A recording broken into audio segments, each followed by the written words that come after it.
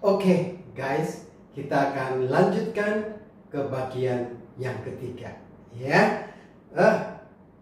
Saat ini saya ingin beralih sedikit ke yang disebut sebagai prinsip dari virtual work, ya. Prinsip dari virtual work atau usaha virtual, ya. Virtual artinya virtual itu imaginary, ya, bukan real. Oke. Prinsip dari virtual work atau usaha virtual, usaha yang tidak real. Oke, misalnya saya punya sebuah struktur. Saya gambarkan struktur yang sembarang. Ya, pada realitanya ini bisa dalam bentuk bisa balok, bisa portal, bisa rangka batang, atau jenis struktur yang lain. Oke, jadi saya gambarkan sembarang saja. Dan tentunya struktur tersebut memiliki perletakan yang cukup, constraint yang cukup. Oke, sehingga dia juga dalam keadaan stabil dan seimbang. Oke, misalnya, ya, misalnya, oke, saya mulai dari sini dulu. Misalnya, ya, pada struktur kita ini, struktur ini bisa sekali lagi bisa balok, bisa portal, bisa rangka batang, ya. Kita kerjakan beban luar, ya, P1, P2, P3 dan seterusnya. Dan akibat beban luar yang bekerja ini, ya, akibat beban luar yang bekerja, tentu saja struktur kita akan mengalami perubahan bentuk. Akibat beban luar yang bekerja, tentu saja struktur kita akan mengalami perubahan bentuk. Misalnya perubahan bentuknya seperti ini. Ya, misalnya perubahan bentuknya seperti ini. Oke. Ya. Dan di titik A, misalnya ini perubahan bentuk yang ingin kita hitung atau kita tentukan nilainya. Oke, di titik A dalam arah ini itu perpindahannya sebesar delta. Oke, saya hampir lupa menyebutkan orang yang paling berjasa buat kita, ya, untuk menemukan, ya, metode ini, prinsip dari virtual work, gaya atau usaha virtual, namanya Bernoulli. Ya, Bapak Bernoulli ini ternyata tidak hanya berjasa di mekanika fluida, ya, hidrolika, tetapi Pak Bernoulli ini juga berjasa buat kita di bidang solid mechanics atau mechanics of material ini. Ya, oke. Jadi ini akibat beban real, beban luar. Oke, sekarang, ya, misalnya sebelum beban luar ini bekerja, akibat beban luar ini tentu saja, ya, akan terjadi perubahan bentuk. Misalnya pada satu elemen ini, ya, ini mengalami perubahan panjang sebesar dl. Yang asalnya tadinya L, panjangnya dia mengalami perubahan panjang sebesar dl. Ya, oke. Misalnya sebelum beban-beban luar ini dikerjakan, ya, saya kerjakan dulu sebuah beban virtual. Beban virtual berarti tidak real, imaginary. Beban virtual searah dengan di titik A, searah dengan perpindahan ini, Ya, katakanlah beban virtual ini P aksen, ya, kita sebut P aksen. Untuk mudahnya kita ambil saja sebesar 1. Beban virtual saya ambil sebesar 1. Ya, 1 kan gampang. Semua yang dikalikan 1, ya, nilainya tidak berubah. Oke. Dan akibat beban virtual tersebut di elemen kecil ini juga terjadi gaya dalam. Gaya dalam akibat beban virtual ini. Katakanlah kalau saya tinjau ini elemen normal, ya, ada gaya normal sebesar U, ya, U kecil. Ya, di batang sebesar yang panjangnya L ini ada gaya normal sebesar U. Nah, sekarang sekali lagi ceritanya ini dianggap bekerja lebih dulu. Ini dianggap bekerja lebih dulu, baru kemudian beban luarnya dikerjakan. Jadi P sudah ada di sini, P aksen sudah bekerja, U sudah ada, baru kemudian dikerjakan beban luar ini. Nah, di titik A arahnya P aksen ini berpindah sebesar delta. Di titik A, ya, dalam arah P aksen ini berpindah sebesar delta. Pertanyaan saya, berapa besarnya usaha luar yang dilakukan oleh gaya virtual? Gaya virtual ini sudah ada di sini. Iya, oke. Karena ini sudah ada di sini, jadi berarti dia tidak dikerjakan bertahap ya sampai ini terjadinya perpindahan ini. Maka besarnya usaha yang dilakukan P aksen ini adalah usaha gaya dikalikan perpindahannya. Ya, perpindahannya. Jadi P aksen dikalikan delta.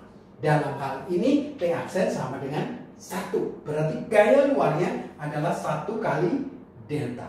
Sedangkan gaya dalam, ya, ini katakanlah saya tinjau elemen ini saja, ya, ini sebesar U berpindah sebesar dl. U kali dl. Ya, tentunya total gaya usaha dalamnya harus dijumlahkan, ya, harus dijumlahkan, ya, U kali dl, U kali dl ditambah U kali dl, U kali dl dan seterusnya. Oke, saya lepas dulu ini, ya, itu. Nah, selama ini kita belajar bahwa tidak ada energi yang hilang, ya, tidak ada energi yang hilang, sehingga mestinya usaha luar akan sama dengan usaha dalam. Tadi kita ingat usaha luarnya apa? 1 dikalikan delta. Usaha dalamnya apa tadi? U kecil dikalikan dl, dan ini tentu saja harus dijumlahkan. Nah, ini dia menariknya. Ini yang disebut prinsip dari virtual work, ya, prinsip dari virtual work. Ini tadi adalah gaya 1 ini, dan ini akibat apa? Beban virtual. Ini akibat beban virtual. Sedangkan ini delta adalah, dan dl ini akibat beban real. Akibat beban real. Oke, sekarang kalau misalnya saya kembali tinjau ini. Tinjau batang, elemen struktur yang mengalami gaya normal. Katakanlah gaya normalnya sebesar N. Gaya normalnya sebesar N. Dan panjangnya ini L. Lalu modulus elastisitasnya E. Luas penampangnya A. Akibat gaya normal ini pasti elemen struktur kita akan mengalami perubahan bentuk. Ya, akan mengalami perubahan bentuk. Katakanlah saya sebut DL.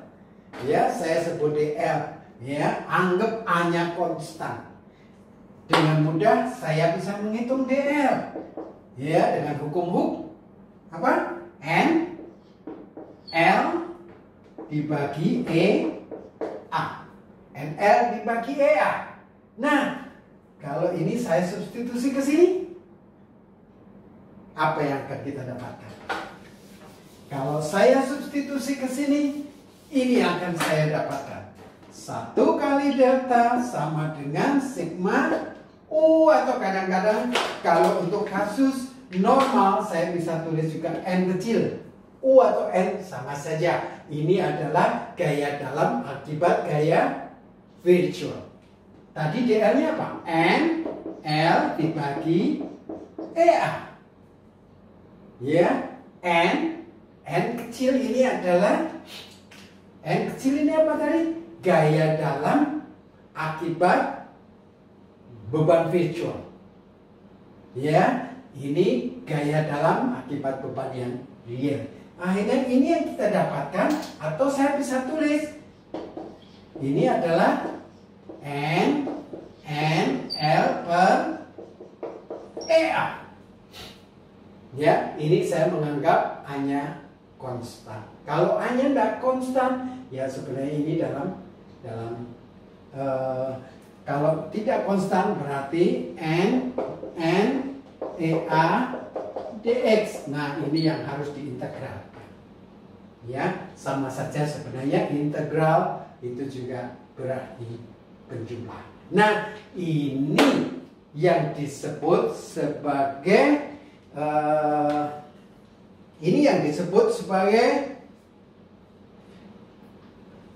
internal virtual work. Ya, internal virtual work, ya, kerja dalam virtual. Ya, ini. Oke, ini kalau untuk kasus elemen struktur yang menerima beban aksial. Oke, kita simpulkan dulu, ya. Kita summarize dulu. Oke, kita summarize dulu. Ini total.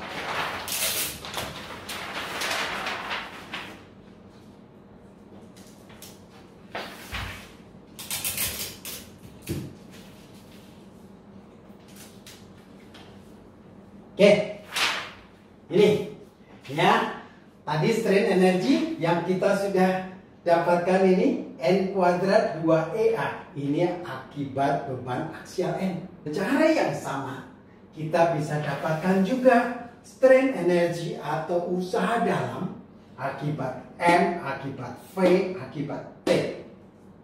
Ya, saya tidak turunkan satu demi satu, tapi dengan prinsip yang sama seperti tadi kita bisa mendapatkan ini. Ya, kalau ini N kuadrat 2EA, ini M kuadrat 2EI akibat M. M kuadrat 2EI dx. Oke, akibat M. Akibat T, T kuadrat 2GJ dx. G modulus geser, J momen inersia polar. Oke, akibat V, Fs, V kuadrat 2GA. Sebenarnya bentuknya ini, V kuadrat 2GA dx. Tetapi khusus V ada faktor bentuk yang disebut Fs.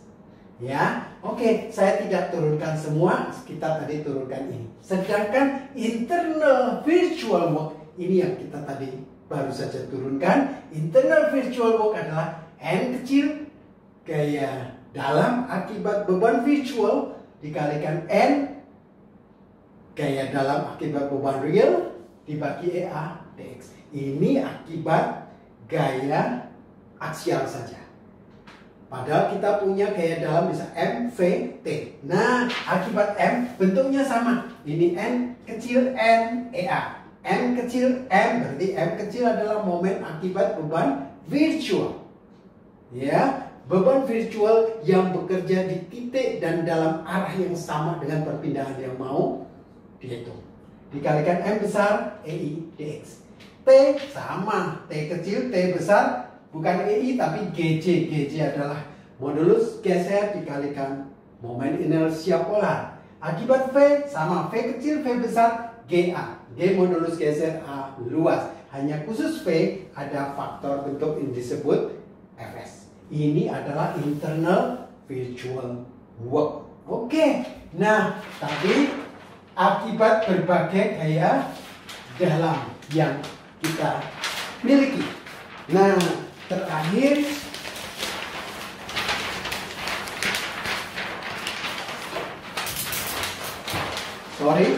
agak heboh. Ya, sorry agak heboh ini. Nah, oke. Tadi baru saja kita tentukan 1 kali delta adalah sigma n L per EA, atau sama dengan juga integral n EA dx.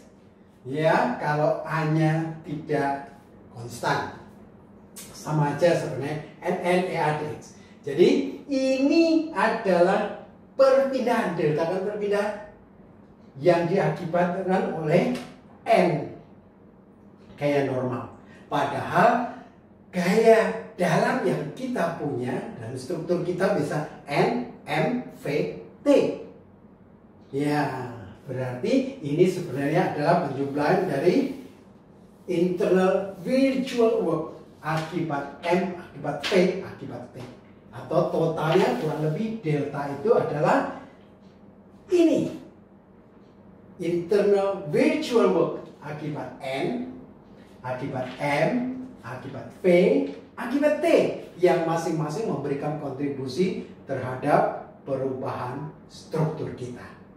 Oke, ini bagian ketiga. Saya akan beralih ke bagian berikutnya untuk kita akan pelajari tentang rangka bata.